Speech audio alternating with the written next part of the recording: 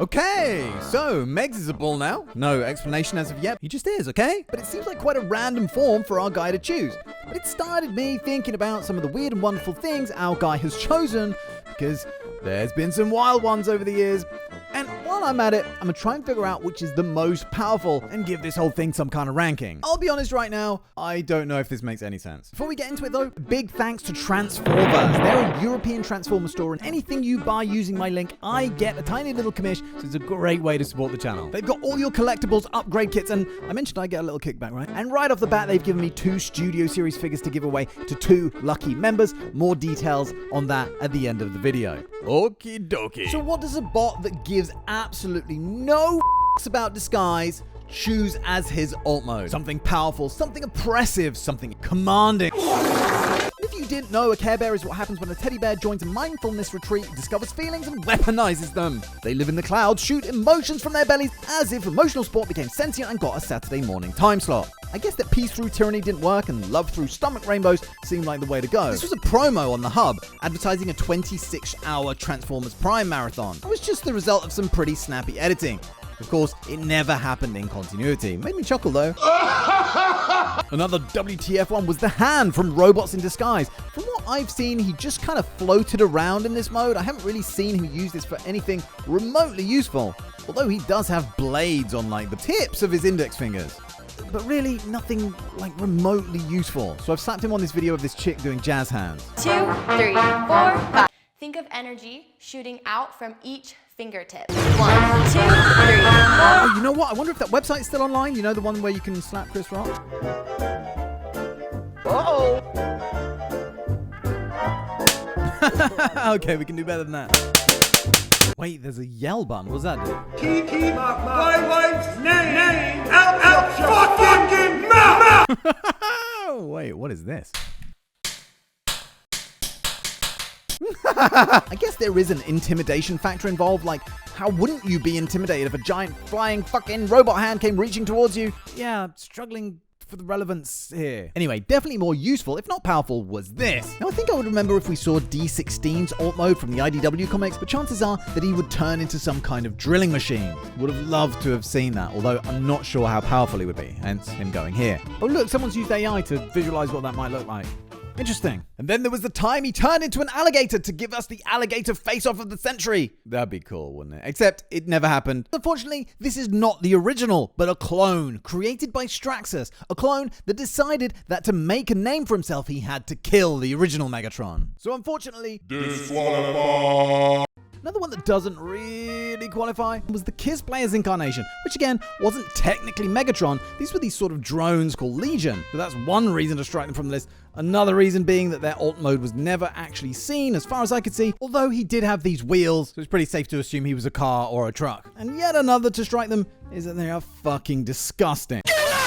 Next up, I'd probably put the bull, actually. Not that we've seen the bull at this point. Some of you watching in the future may have seen it and what it can do, but at the time of writing, this is just a little confusing. Much like a lot of Cyberworld, actually.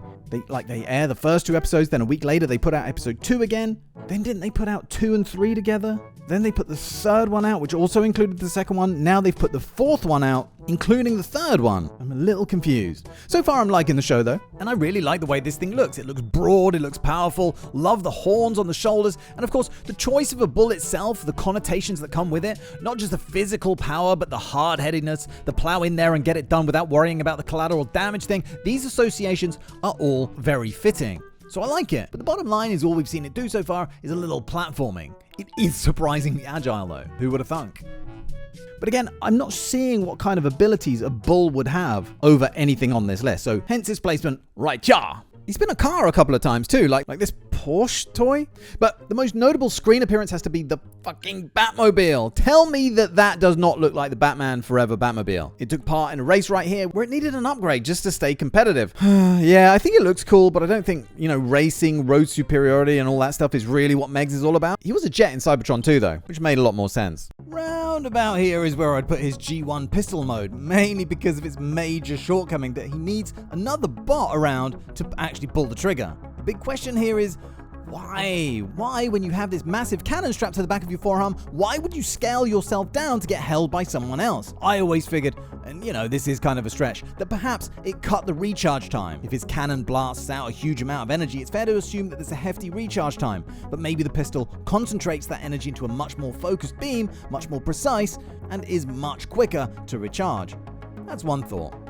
But I'm putting it here just because it leaves him so reliant on other bots. Plus, there's the pretty big drawback when it comes to transformation lock.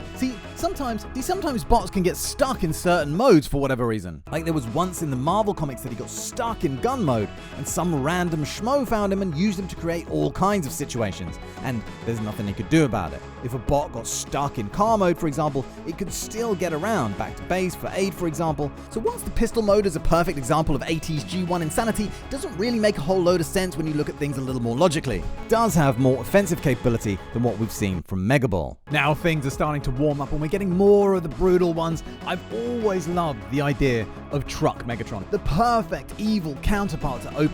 This incarnation was rugged and f***ing intimidating, straight out of Mad Max with a sprinkle sauce of Steven Spielberg's Duel on the side. We definitely didn't get to see him in this mode enough, wrecking his way through buildings to the sound of a screaming diesel engine, or going head to head with OP while he was in truck mode, and seeing that sequence in Rise of the Beasts with Scourge just made me want it to be Megatron all the more. Hearts of Steel gave us some really cool reimaginations. The Bumble Train, the combining Insectitrain, talked about that one here, and although not featured in the comics, there was concept art of what Megs would look like had he had featured. And he recently got the do-over in toy form too, and probably because this whole thing was set in the pre-tank era, he got an artillery cannon. From what I've seen, the consensus is that this looks awesome, and I can only concur. So I'm going to clear off some shelf space for his arrival right now. And this is something I hadn't seen before, but apparently there's also an alt mode, where he turns into a fucking Smith & Wesson. I absolutely love this mode, but again, it has all the same shortcomings as the G1 pistol. Now let's do the T-Rex, the most fearsome predator that has ever walked the Earth. If the asteroid hadn't taken care of these things, we would all be dodging T-Rexes on the way to Starbucks like it's just another Tuesday. And I know, this isn't actually Megatron at all, but another bot that took his name as a tribute.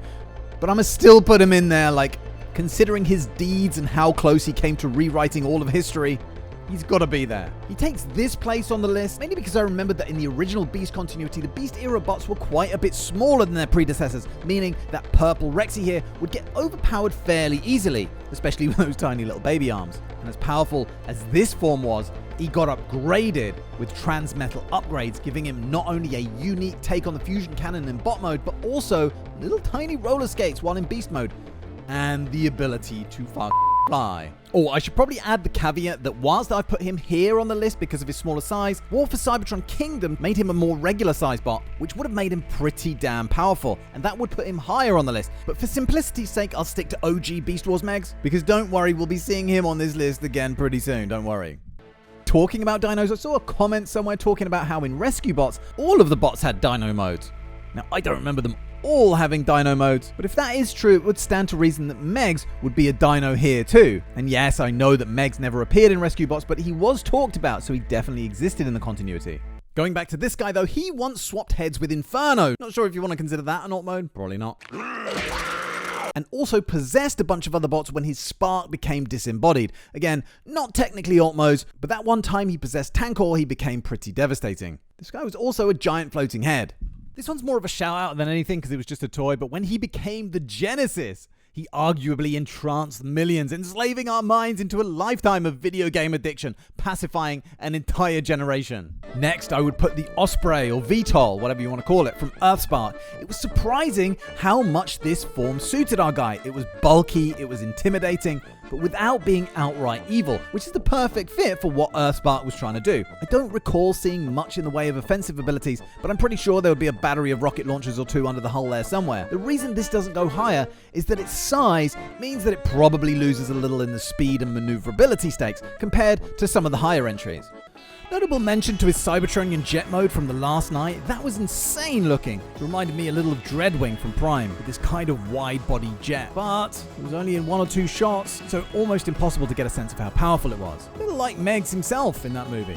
You know, just out of curiosity, I put every frame I could find of Megs back to back, and guess how much screen time he got? Round about 3 fucking minutes. But anyway, that leads me to his alt mode in Transformers Prime. Now, I love the way this thing looks. A mixture of Cybertronian barbarianism and futuristic design lines. It's awesome. It's fast as all hell. It's got a pretty tight turning circle on it, but it did seem a little lacking in firepower, and so ended up being used more as a fast transport zoomer whenever there wasn't a ground or space bridge around. So I'm putting it above the Earth-Spark VTOL, but beneath the animated VTOL. Beast Megs was seen to have a missile launcher mode in a flashback right here. This might even be an ICBM launcher. But either way, massive firepower at the expense of maneuverability, and definitely a long-range weapon system. They generally don't have much to offer if a battle gets up close and personal. Okay, I think Megs has probably been a tank more than anything else at this point, and it makes total sense. A natural progression of his pistol mode, a machine that doesn't need finesse, it just rolls in, shrugs off incoming fire, and erases obstacles with overwhelming force. The low, wide profile makes it stable for high recoil weaponry, while the treads let it go places wheels could only dream about. They're a lot quicker than you might think too. And some of his Cybertronian tank modes even hover above the ground, which may or may not give it maneuverability advantages. I'll go into each individual one when I do my most powerful incarnations of Megs vid, but for now the highlights include Armada Megatron, the gap between the front tracks reminds me of a scorpion from Halo, and where these stag beetle antlers end up. Yeah, that's just a great touch. Although his face would get kind of dirty down there from staring straight into the ground like that. The hover tank from War for Cybertron needs a special mention. And who can forget that kill shot from Cyberverse, blasting Starscream out of the Nemesis? The most brutal and give no fucks version to me is the neon camouflage color scheme of the Gen 2 incarnation. What is he meant to be camouflaging into? Some kind of radioactive glowing forest? Anyway, this was another super powerful chassis, a massive upgrade co-engineered by human genius scientists, which used focused plasma energy to unleash massive blasts from a new particle accelerator cannon. He blew up some poor family's house just to demonstrate. Here he takes on Grimlock plus Jazz and his boys right here, plus a whole load of cons who'd fallen in under Bludgeon. And he held his own. He only had to retreat because he burned through his energy supplies quicker than he anticipated. Later, he takes a blast from fellow tank bot Bludgeon before making some glib remark and then returning the favor, vaporizing old Skeleton Boy. There was one that looked even more fearsome, and that was the Revenge of the Fallen tank mode. But considering it felt like they kind of nerfed Megatron overall for that movie, never given the chance to see what it could do. Shame. Again, I'll come back to these when I come to do my most powerful incarnations vid. One that doesn't look like it suffers from agility problems would be the animated VTOL, which I would say is probably my second personal favorite in terms of design. Now, this one was an evolution of this Cybertronian jet or spaceship mode that we saw in Ep 1 of Animated, which I've seen referred to as the Fusion Fighter. This was only on screen for less than 30 seconds, right before Starscream tried to blow him up with an explosive planted on his back. Yes! Solemn face. Of course, as soon as Megs got to Earth, he changed his alt mode to this. Weaponry-wise, it relies mostly on the hulking fusion cannon located on the nose, but check out the blast that this thing puts out. I've also seen him use a variety of laser weapons whilst in robot mode, so it stands to reason that this has an array of laser weaponry too. One thing I find fascinating is that this must be bigger than you realize. If you look at Megs' size here compared to OP, he's huge. And I've read that this vehicle mode, that this can seat 5 just in the cockpit area alone, so I reckon this is much bigger than you anticipate. But the fact that it's clearly more maneuverable, but it sits higher in this list than the Earth-Spark VTOL. Just a side note on this, had Animated been renewed for a 4th season, Megs would have come back as a triple changer, so I'm guessing that it would have been VTOL and tank, but I would have loved to have seen what form that took. But no, cancely. Boop. Another fearsome form of Beast Wars Megs occurred after he was double-crossed by Tarantulas and thrown into lava. Lava that turned out to be the flames of resurrection for the Phoenix that is this.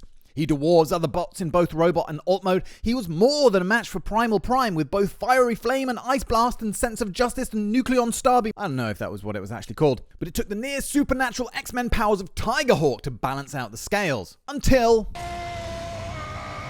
right here, I would put my personal favorite, just because it looks fucking badass. And I'm talking about the Stealth Bomber mode from Spotlight Megatron.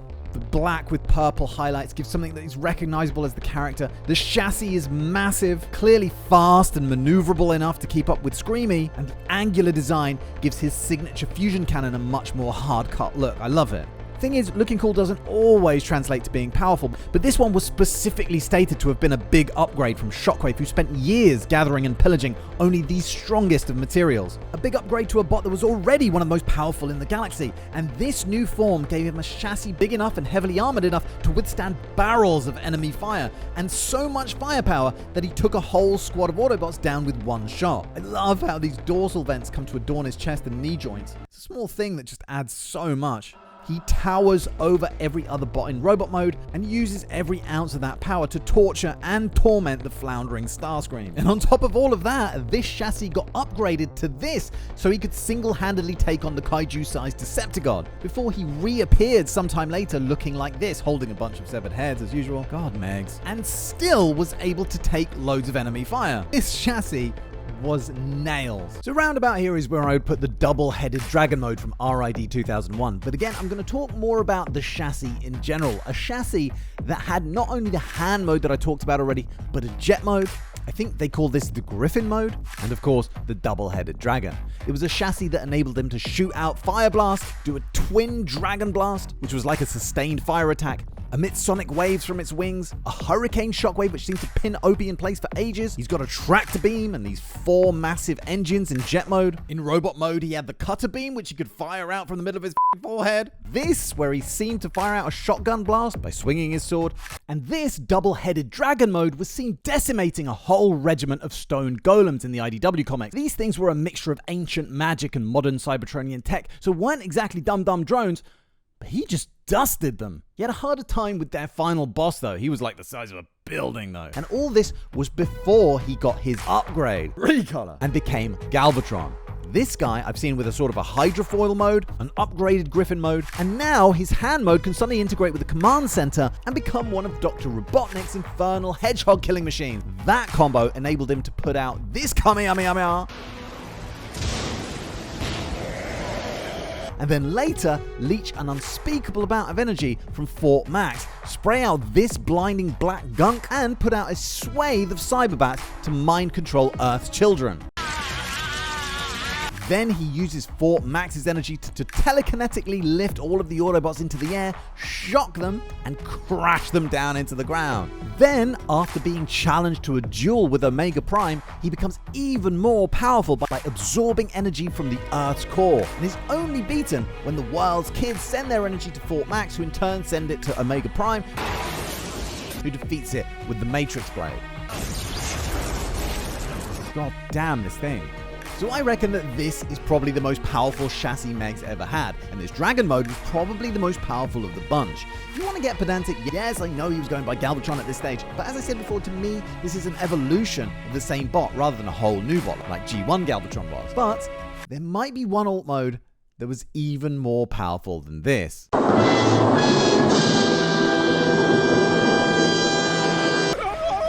But the most powerful alt mode that I've seen is from Transformers Energon. Now, technically he was going by Galvatron at this stage, but considering the way he would change his name back and forth, I'm going to consider this the same bot. This guy was a pretty big redesign after what we saw in Armada, with both of these guys foregoing ARM-based fusion cannons in favor of other stuff, and the Energon one in particular bringing in these 2 enormous shoulder cannons that didn't really serve much of a purpose whilst he was in robot mode, unless he wanted to bend over to fire or shoot the ceiling for some fucking reason. So these were undoubtedly for his alt mode, which already gives this thing unparalleled firepower.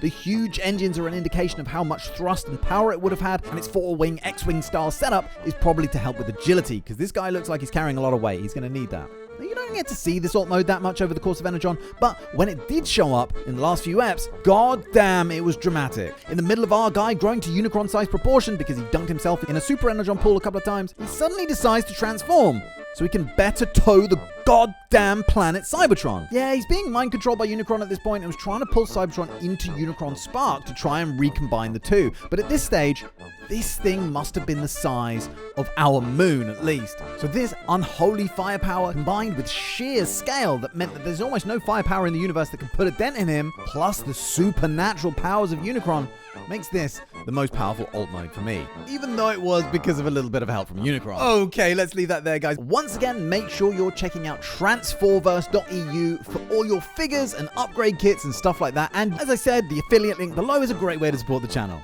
There are also other ways you can support the channel this month, as I'm only going to be able to get one video out. You can check out memberships, or you can just watch through a few older vids. That really helps with watch time and a little bit of extra ad revenue. So that's what you can do for me. Here's what I can do for you. Go follow me on Twitter with the chance to win a Leader Class Galvatron or a Leader Class Ape Link, kindly provided by Transforverse. I could have kept these, I could have sold these, but I want to give them to you guys. I'll be doing that draw as soon as I get back in September. So until then, let me invite you to get out of my head, and I will see you very soon for the next one. Thank you very much for watching, and cheerio, bye.